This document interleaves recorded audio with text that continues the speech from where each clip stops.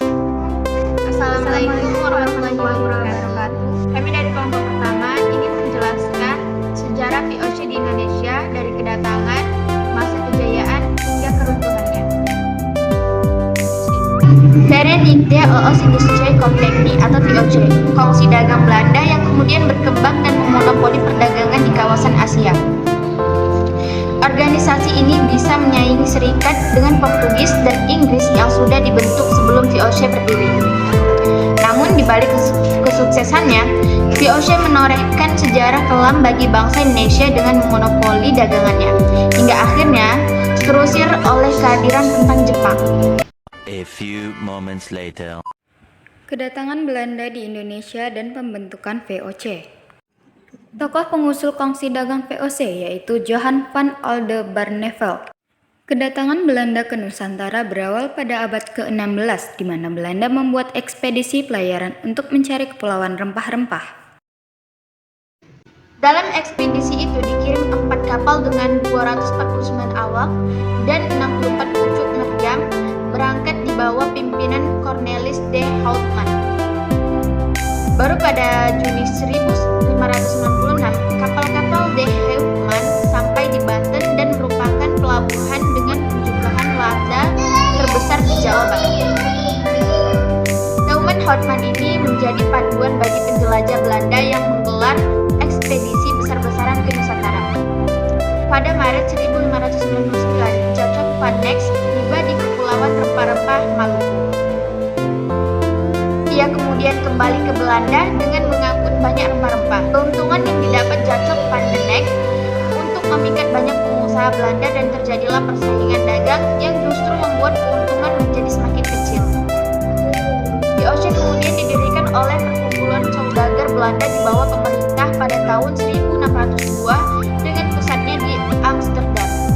VOC didirikan pemerintah Belanda dan serikat dagang sebagai solusi dari persaingan harga rempah-rempah yang semakin liar. Masa kejayaan VOC di Nusantara.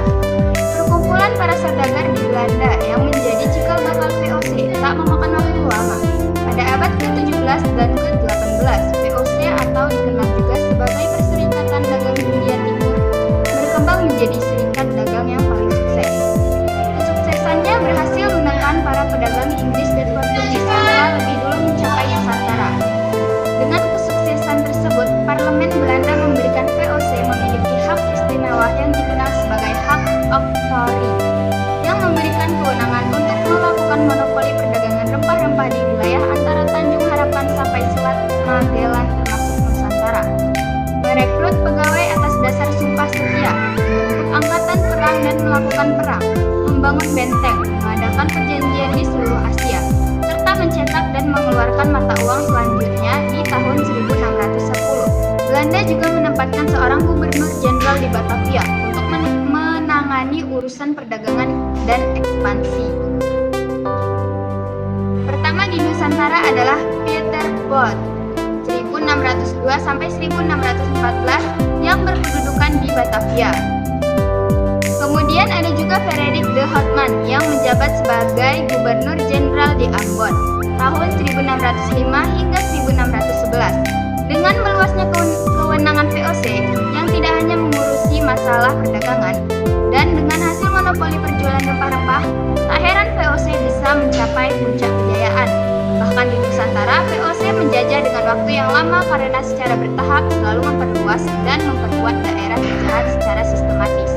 Tak hanya ingin memonopoli rempah-rempah, VOC juga masuk ke tanah politik pemerintahan setempat demi bisa mengambil keuntungan sebanyak-banyaknya. Masa keruntuhan VOC. VOC melemah ketika para petinggi-petingginya tak lagi peduli dengan pembagian saham dan mulai ingin memperkaya diri. Melemahnya VOC mulai terlihat pada abad ke-18, di mana korupsi mulai merajalela dan menimbulkan beban hutang yang menumpuk. Hal ini dimanfaatkan Inggris dan Prancis untuk memperkuat serikat dagangnya dan pelan-pelan menyerang daerah-daerah kekuasaan VOC. Selain itu, biaya yang harus dilakukan untuk berperang di Nusantara melawan rakyat juga terus meningkat. Pada akhirnya, di tanggal 31 Desember 1799, VOC resmi dinyatakan bubar oleh pemerintah Belanda. Segala tanggung utang piutang berikut aset milik VOC diambil alih oleh pemerintah